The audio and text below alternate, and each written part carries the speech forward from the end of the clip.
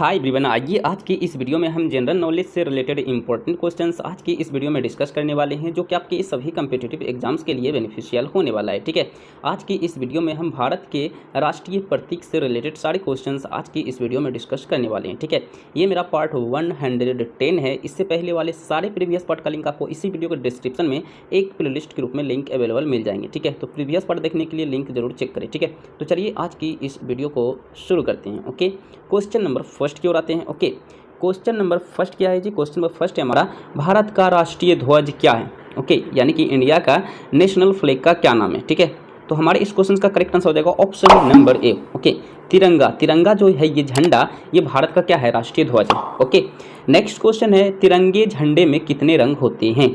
तो तिरंगे झंडे में 3 रंग होते हैं। केसरिया हो गया आपका, उसके बाद क्या बोलते हैं, हरा हो गया और सफ़ेद हो गया। राइट, तो option number D correct answer हो जाएगा, 3 रंग होते हैं। ठीक है, नेक्स्ट क्वेश्चन नंबर थर्ड, राष्ट्रीय ध्वज के लंबाई यानी कि लेंथ और चौड़ाई का अनुपात यानी रेशियो क्या होता है, कितना होता है? ठीक है, तो हमारे देश भारत का राष्ट्रीय ध्वज तिरंगा का लंबाई और चौड़ाई का जो अनुपात होता है 2:3 होता है। ठीक है, 2:3 में लंबाई और चौड़ाई बटा हुआ होता है। ठीक है, चलिए नेक्स्ट क्वेश्चन है हमारा, राष्ट्रीय ध्वज में केसरिया रंग किसे दर्शाता है? राष्ट्रीय ध्वज में केसरिया रंग जो होता है ये क्या इंडिकेट करता है? ओके, तो ये इंडिकेट करता है हमारे देश की ताकत और साहस को। ठीक है, हमारे देश की साहस और ताकत और साहस को इंडिकेट करता है हमारे ध्वज में केसरिया रंग। ठीक है, ओके, नेक्स्ट है हमारा, राष्ट्रीय ध्वज में यानी कि तिरंगा में सफ़ेद रंग क्या संकेत करता है, क्या इंडिकेट करता है, क्या दर्शाता है? तो ये दर्शाता है धर्म चक्र के साथ शांति और सत्य का संकेत। ओके, धर्म चक्र के साथ शांति और सत्य के संकेत को दर्शाता है। ठीक है, नेक्स्ट है हमारा, राष्ट्रीय ध्वज में हरा रंग क्या दर्शाता है, ये क्या संकेत करता है, इसका क्या सिंबल होता है, क्या ये दर्शाना क्या चाहता है? तो ये दर्शाता है आपका देश का शुभ विकास और उर्वरता का जो है ये प्रतीक है। ठीक है, ये यही दर्शाने का कार्य करता है। ठीक है, ये इंडिकेट करता है। ओके, नेक्स्ट है हमारा, तिरंगे झंडे के चक्र में कितनी तिलियां होती है जी? तो तिरंगे के चक्र में जो होती है 24 तिलियां होती है। जैसे हमारे भारत का जो तिरंगा है, ओके, 3 पार्ट्स में डिवाइड है। ओके, तो बीच में जो होते हैं इस तरह के आपके ये जो है अशोक चक्र जो कि लिया गया है। ठीक है, तो इसमें जो है 24 तिलियां होती है। ठीक है, कितनी तिलियां होती है जी? इस तरह 24 तिलियां बने होते हैं। ठीक है, तो option number A correct answer हो जाएगा, 24 तिलियां बने होते हैं। ठीक है, नेक्स्ट है हमारा, संविधान सभा ने तिरंगा को यानी कि राष्ट्रीय ध्वज को राष्ट्रीय ध्वज के रूप में कब अपनाया था? तिरंगा को राष्ट्रीय ध्वज के रूप में कब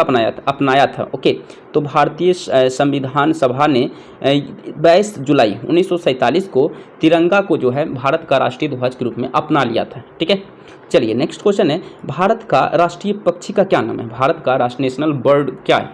तो सब लोग जानते हैं पीकॉक यानी कि मोर। ठीक है, मोर जो है ये भारत का क्या है? राष्ट्रीय पक्षी है। ठीक है, नेक्स्ट है, भारत का राष्ट्रीय वृक्ष का क्या नाम है जी? तो भारत का राष्ट्रीय वृक्ष है बरगद का पेड़। बरगद का पेड़ जो है ये क्या है? भारत का राष्ट्रीय वृक्ष है। ठीक है, नेक्स्ट क्वेश्चन है, बरगद के पेड़ का वैज्ञानिक नाम, साइंटिफिक नाम यानी कि वास्तविक नाम क्या है? ओके, तो भारत का राष्ट्रीय वृक्ष बरगद का साइंटिस्ट नाम है आपका हो जाएगा correct answer ficus benghalensis. Okay, ficus benghalensis जो है ये बरगद के वृक्ष का वैज्ञानिक नाम है। ठीक है, नेक्स्ट है हमारा, भारत का राष्ट्रीय गान क्या है जी? तो भारत का राष्ट्रीय गान है जन गण मन। ओके, जन गण मन अधिनायक जय हे भारत भाग्य विधाता। ओके, इस टाइप के जो है ये जन गण मन ये भारत का क्या है? राष्ट्रीय गान है। ओके, और इसे गाने में कितना लगता है वक्त जी? 52 सेकंड लगते हैं। राइट, ओके, चलिए नेक्स्ट क्वेश्चन है हमारा, भारत का राष्ट्रीय गान जन गण मन के रचयिता कौन है?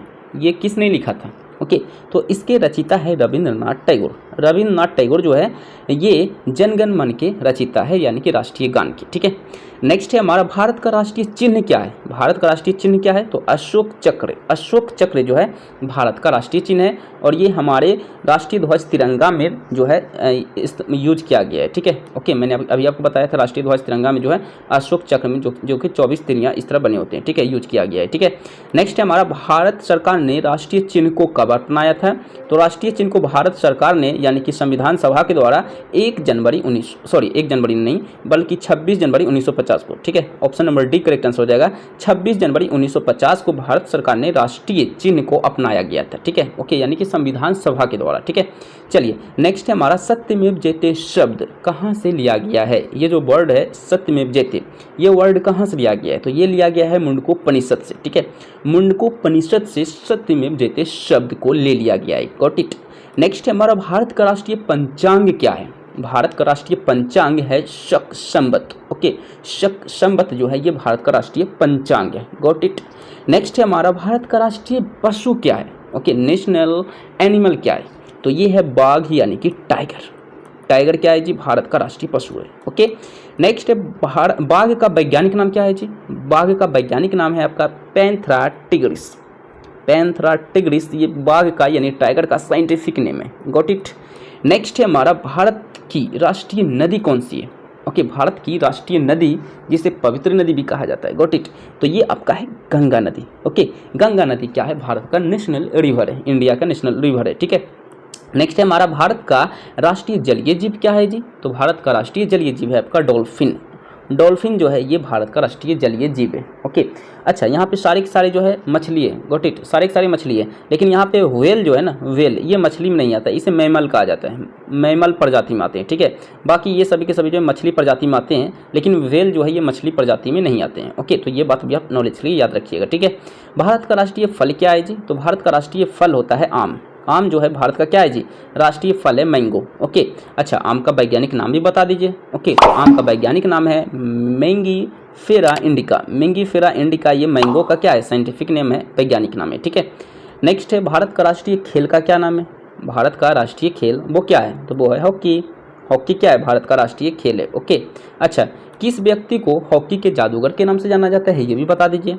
तो ये जाना जाता है मेजर ध्यानचंद को, ठीक है। मेजर ध्यानचंद को जो है हॉकी के जादूगर के नाम से जाना जाता है, इसके नाम से ये प्रसिद्ध है, यानी कि ये इसका उपनाम हो गया, ठीक है।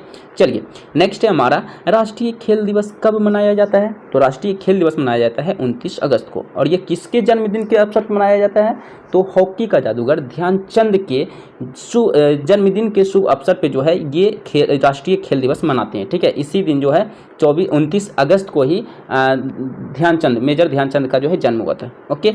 चलिए नेक्स्ट क्वेश्चन है हमारा भारत की राजभाषा का क्या है। भारत का राजभाषा यानी कि राज लैंग्वेज क्या है, ओके, तो ये है आपका हिंदी। हिंदी लैंग्वेज जो है भारत का राजभाषा है, ठीक है।